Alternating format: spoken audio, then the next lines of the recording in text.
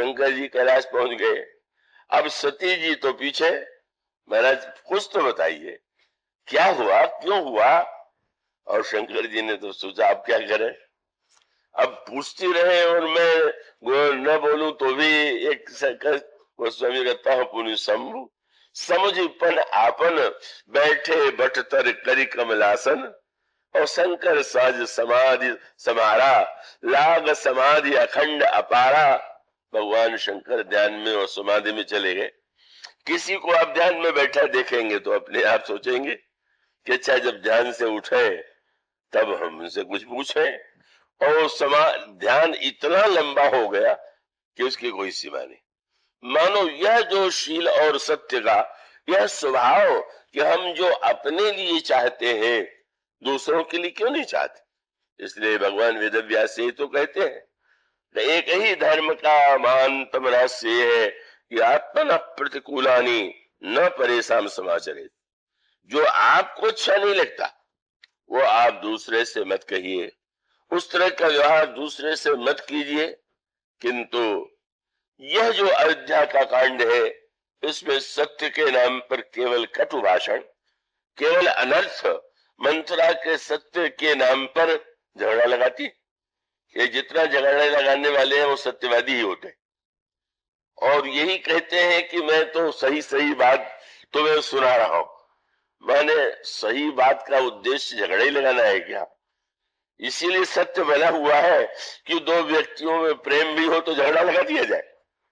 अगर ये सत्य का यही उद्देश्य है तो ब्रह्मा भी सोचते होंगे कि भाई ये सत्य मैंने धर्म कहां से बता दिया। जब मंथरा सत्य के नाम पर संघर्ष करे, जब सत्य के नाम पर कैकेयी श्री राम को वन जाने का आदेश दे, सत्य के नाम पर वो श्री लक्ष्मण और सीता का निष्कासन करें, वे एक बार भी तो नहीं कहती हैं कि अच्छा राम को जाने के लिए मैंने कहा है। तो जिस समय आप सोचे महाराज श्री दशरथ ने और अयोध्या के अनेक लोगों ने अनुरोध किया कि सीता और लक्ष्मण को भी नहीं दिया गया है, आप लोग तो न जाइए, लेकिन कैकेयी के मुंह से एक बार भी ये नहीं निकला कि नहीं मैंने केवल राम के लिए कहा है, इन दोनों के लिए नहीं, बल्कि मन ही मन प्रसन्न हो गई।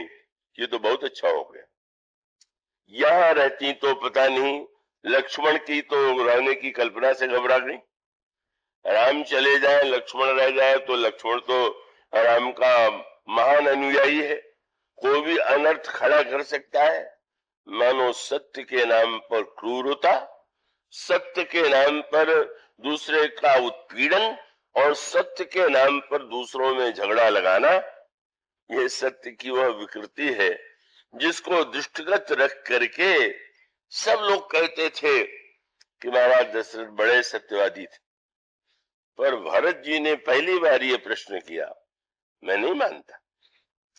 मैं यही कह सकता हूं कि पिताजी बड़े बुद्धिमान थे, पर सत्य के नाम पर जिस तरह से उन्हें बाध्य किया गया और जिस तरह से वे मौन रह करके कैकेयी के अनर्थ को सहते रहे, श्री राम को वन दिया, उससे सिद्ध हो जाता है कि मरण काल विधि मति हरणी।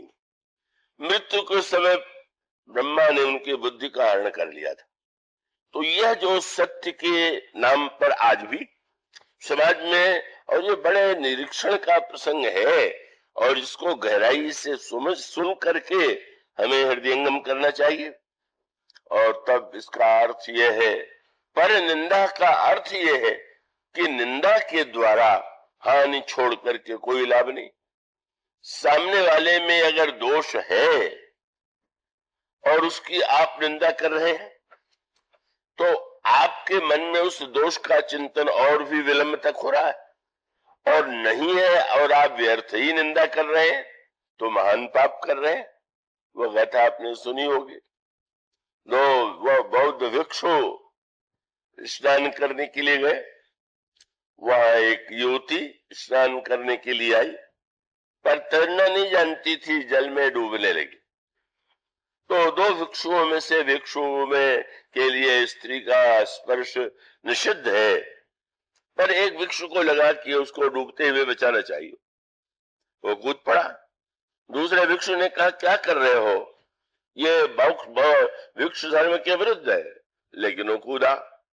उस युवती को लाया उठा करके गीले वस्त्र में, और उस पर पेट में पानी चला गया था, उसको दबा करके जल निकाल दिया, और वो स्त्री चलने योग्य नहीं थी, तो अपने कंधे पर बैठा करके उसके घर तक पहुंचा दिया।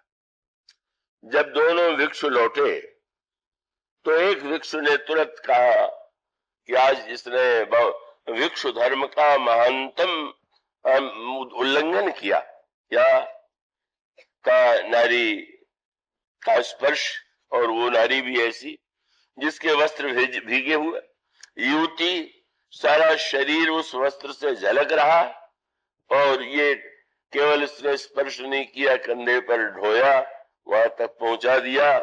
भिक्षु को दंड मिलना चाहिए। और उत्तर मिला कि भिक्षु, उसने तो उस नारी को कंधे से उतार दिया, पर अब भी तुम मन के कंधे पर उसे ढो ही रहे हो। अभी तुम उसी कल्पना में डूबे हुए हो कि कंधे पर युवती को लादे हुए हैं। क्या तुम समझते हो कि तुम भिक्षु धर्म का पालन कर रहे हो? तो मानो यह जो अनर्थ सत्य के नाम पर हुआ, श्री भरत के लिए इसलिए कहा गया, भरत ही धर्म धुरंधर जानी, धर्म के वास्तविक व्याख्याता श्री भरत।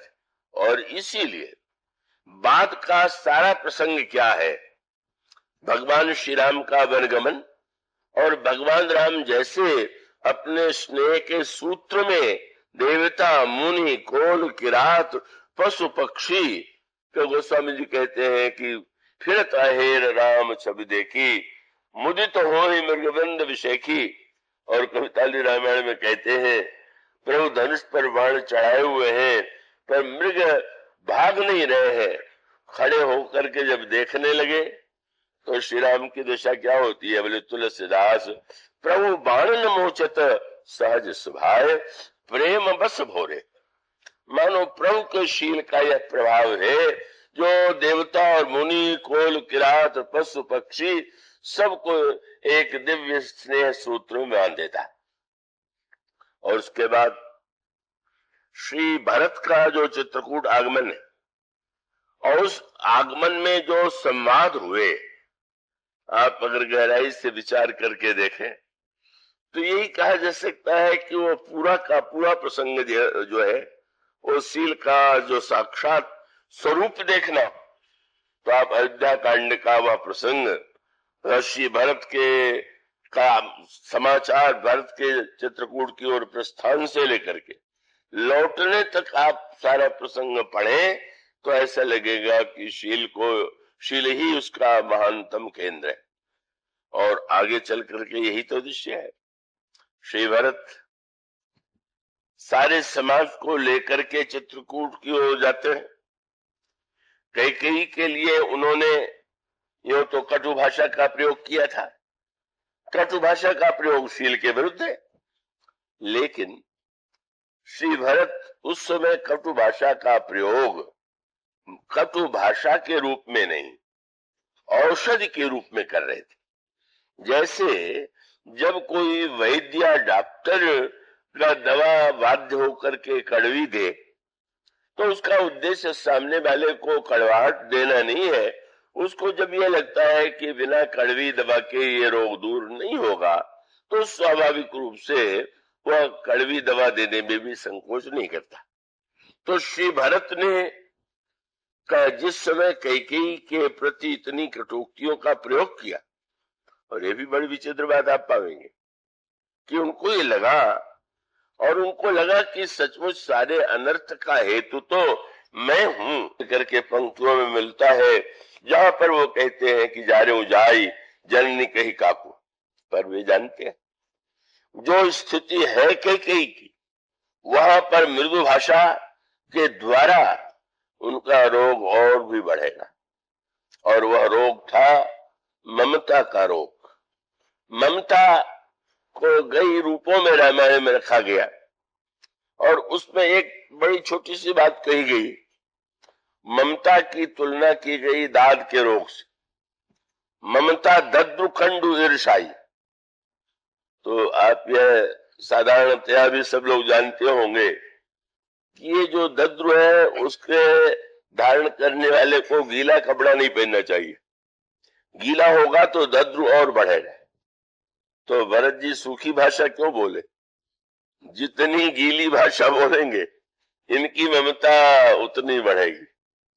अगर कहे कि अब तो आपने तो बड़ी भूल कर दिया, पर अब आपने कर दिया है तो मैं सिंहासन पर बैठ जाता हूं, जरा भी अगर ढील दिखावे तो कई उन पर अधिकार कर ही लेंगे।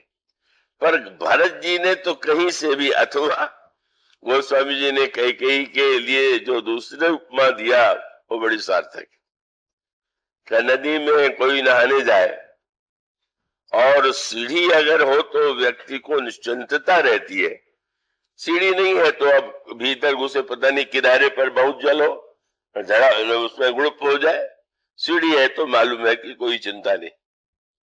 तो राम राज्य का जो संकल्प था, गोस्वामी जी ने कहा जैसे पर्व जोग पर नहाने के लिए लोग एकत्र होते हैं, का इसी प्रकार से महाराज दशरथ को लगा कि कैकेयी वह सीढ़ी है, क्योंकि उसके मूल में जो अंतराल की कथा थी वो यही थी कि कैकेयी के पिता ने वचन लिया था कि राज्य मेरे पुत्र को मिलेगा। पर कैकेयी जी श्री राम के शील स्वभाव से, व्यवहार से इतनी प्रभावित हो गई थी कि उन्होंने अपनी ओर से उस अधिकार का त्याग कर दिया और महाराज से यही कहा कि नहीं नहीं, भले ही मेरे पिता ने वरदान मांगा हो, लेकिन मेरी ओर से मैं यही कहूंगी कि राम को राज्य देना हर तरह से कल्याणकारी है। वो रघुवंश की परंपरा के अनुकूल भी है और मुझे यदि अधिकार दिया गया तो मैं उसका परित्याग करती हूँ तो उसमें कोई आपत्ति ही नहीं। दशरथ जी के मन में इसलिए कैकेयी से आशंका नहीं थी, पर कैकेयी के पितृगृह से आशंका थी। वे एक ही उनके मन में भय था कि कहीं महाराज ये जो कैकेयी के पितृपक्ष के लोग हैं, उनके भाई हैं, ये प्रश्न न उठावे कि ये कैसे किया जा रहा। लेकिन कैकेयी की ओर निश्चिंत थे। कैकेयी तो स्वयं कहती रही हैं कि राज्य दो, दीजिए। तो सीढ़ी के सहारे जैसे कोई उतर रहा हो, पर बुद्धिमान व्यक्ति यही नहीं देखना चाहिए कि सीढ़ी है तो जल के बारे में डर नहीं है, सीढ़ी में काई लग जाए तब तो और खतरा। आप सीढ़ी के सहारे बिना देखे चले जा रहे हैं और सीढ़ी पर पैर फिसला तो नदी में नहीं, पहले हड्डी टूटेगी। कितना जल में डूबेंगे इसका कोई ठिकाना नहीं। गोस्वामी जी ने यही कहा। गोस्वामी जी की पंक्ति है, राम राज हित मंगल साजा, परब जोग जनु जुरे समाजा। लेकिन काई लगी हुई। कैकेयी सीढ़ी तो थी, पर काई कौन सी थी?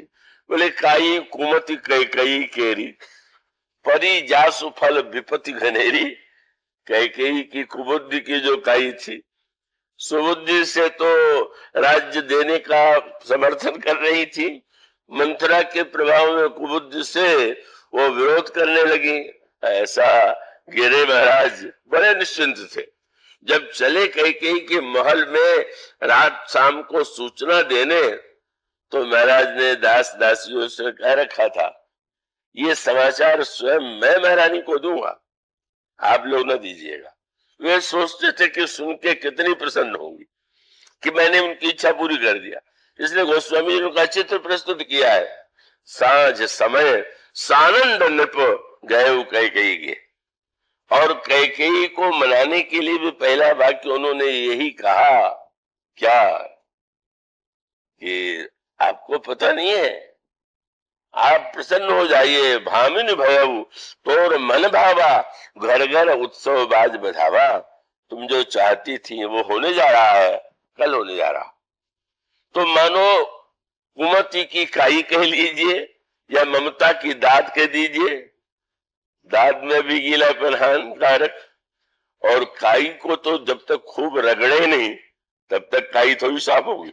हाथ से सहलाने लगी काई को तो काई क्या साफ होगी? कैकेयी के लिए तो व्यक्ति को तो श्री भरत मानो कैकेयी की उस ममता को कैकेयी की कुमत की काई के लिए कठोरतम शब्दों का प्रयोग करते हुए दिखाई देते हैं, पर कितने हृदय में भावुक है कि जब सारे अयोध्या के लोगों को लेकर के जाने लगे तो उन्होंने कह सकते थे सब जाएंगे, पर जिस कैकेयी के द्वारा इतना अनर्थ हुआ उन्हें यहीं छोड़ा जाए।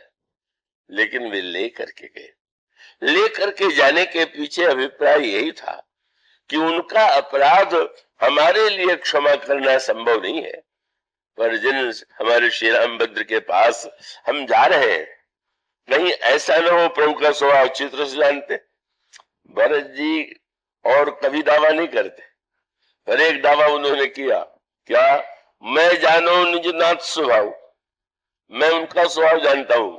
क्यों? कैकेयी जी को लेके गए, मन में सोचने लगे कि मैं कैकेयी को लेके न जाऊं तो कहीं पहला प्रश्न प्रभु यही न पूछ दो कि मां कैकेयी कहां, तब बड़ा संकट आ जाएगा। वो मैं तो मानदंड की भी कल्पना करूं, पर वो स्वभाव और शील को भी जानते हैं और ये भी जानते हैं कि कैकेयी के जीवन का अगर कोई ऐसा प्रायश्चित है तो वो तो प्रभु के शरणागति को छोड़ करके, उनमें सन्मुख होने को छोड़ करके और कुछ नहीं। और इसीलिए सारा दृश्य क्या है? भगवान श्री राम जिस समय हर क्षण में हर भाषा में प्रभु का शील आपको दिखाई देगा, और यही महर्षि वाल्मीकि और तुलसी के राम का अंतर हो जाता है। प्रभु बैठे हुए हैं, पशु और पक्षी तेजी से भागते हुए प्रभु के आश्रम में घुसे चले आ रहे हैं, धूल उड़ रही है। प्रभु ने लीला में प्रश्न किया, क्या हुआ? एक कोल ने आकर के कहा भरत जी आ रहे, लेकिन दूसरे ने आके कहा अकेले नहीं आ रहे, सेन संग चतुरंग न थोरी, चतुरंगिणी सेना भी साथ में है। सो सुनी राम भा अति सोचू, इत पितु बच उत बंधु सकोचू। प्रभु के सामने समझ गए क्यों आ रहे हैं। ये शील रहित व्यक्ति जो है वो हर बस घटना का बुरा से बुरा अर्थ लेता है, और शीलवान का स्वभाव है कि हर घटना का अच्छा ही अर्थ लेता है। लक्ष्मण जी उसके भिन्न रूप में अपवाद है, उन्होंने उसको बुरे अर्थ में लिया, पर वो कार्य वो वृत्ति को दोष दर्शन की नहीं थी। प्रभु को लगा कि क्यों आ रहा है भरत, सेना लेकर के क्यों आ रहा है। समझ गए, शायद भरत ने सोचा होगा कि चित्रकूट में मेरा अभिषेक हो और अभिषेक के बाद सेना जैसे राजा के प्रति सम्मान समर्पित करती है, अब क्या होगा। एक और पिता का वचन है और दूसरी ओर भाई का संकोच है। बहुत यही प्रभु की शीलमयी वृत्ति है। भरत स्वभाव, समस्या क्या है? दोनों शीलवान, एक और श्री राम और दूसरी ओर भरत। भरत स्वभाव समुझ मन माही, प्रभु चित हित थित पावत नहीं। प्रभु सोचते हैं इतने वर्षों में भरत ने मुझसे कभी कुछ करने के लिए नहीं कहा, अब अगर भरत ने आकर के जीवन में पहली बार मुझसे कह दिया कि आप लौट चलिए, तो क्या मैं नहीं कर सकूंगा?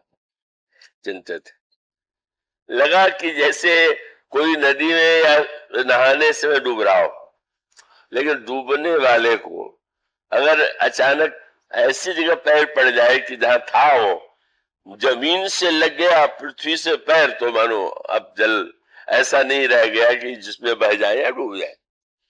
तो गोस्वामी जी ने कहा भगवान श्री राम जब चिंतित थे तो अंत में उनको था मिल गई, और भगवान ने अपने को बचा हुआ पा लिया। डूबते डूबते डूब रहे थे भरत के प्रेम में, और बचा किसने लिया? गोस्वामी जी का शब्द है समाधान तब भाई जाने भरत कहे मन। मैं ये क्यों सोच रहा हूं कि भरत अगर कह देंगे, जब आज तक भरत ने नहीं कहा तो आज क्यों कहेगा? मानो प्रभु स्वयं ही उसका उत्तर भरत में ही लेते, मैं मुझे कुछ करने की आवश्यकता नहीं। और दूसरा बोले साधु, भरत तो साधु है, और साधु का तो कार्य दूसरों का कार्य बनाना है, साधु तो कोई कार्य बिगाड़ता नहीं।